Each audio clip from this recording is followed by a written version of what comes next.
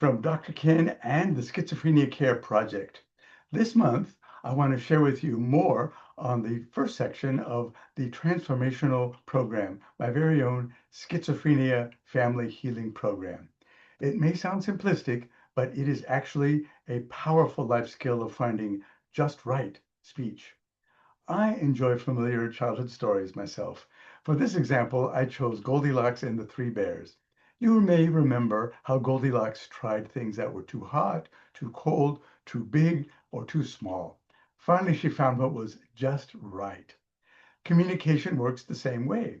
Our words, our tone of voice, the volume and timing all fall into those same categories.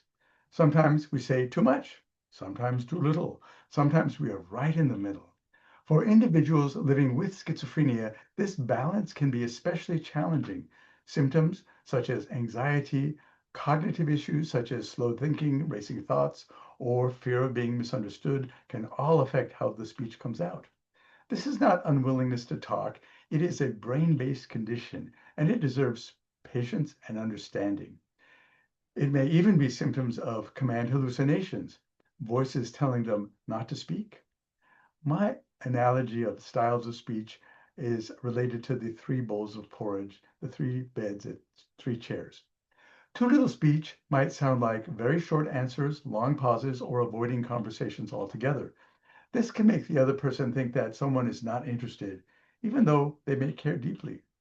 Too much speech may come out as talking very fast, sharing many details, or jumping from topic to topic. This can overwhelm the listener, even when the speaker's intention is to connect. Just right speech sits in the middle. It is clear, calm, and shared at a pace that allows both people to participate. It doesn't mean being perfect, it means being understandable and connected. The good news is that just right speech is a learnable skill, something you can practice and get better at. This is where homework, gentle and practical homework, is very helpful to you. I encourage practicing in safe, small steps. Start with brief conversations, maybe two or three sentences at a time. Notice how long the other person speaks and try to match that rhythm. It's not about copying them, but it's a kind of mirroring. Another helpful homework exercise is checking your own listening, self check.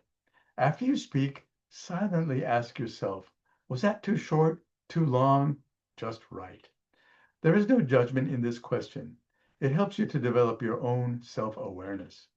You can practice by writing things down also.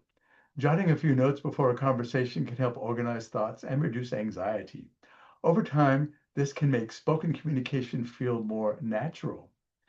Finally, I recommend practicing with trusted people you know.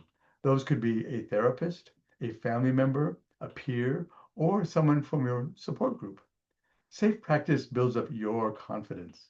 Remember, communication is not about getting it right every time. Even people without schizophrenia sometimes miss the mark. What matters is progress, not perfection. Like Goldilocks, we'll all of us learning what feels just right.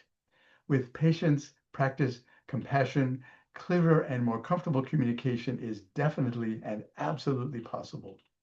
This homework and the understanding that you develop as the caregiver or parent is part of what you can do to build balanced, healthful, and a meaningful and respectful life together.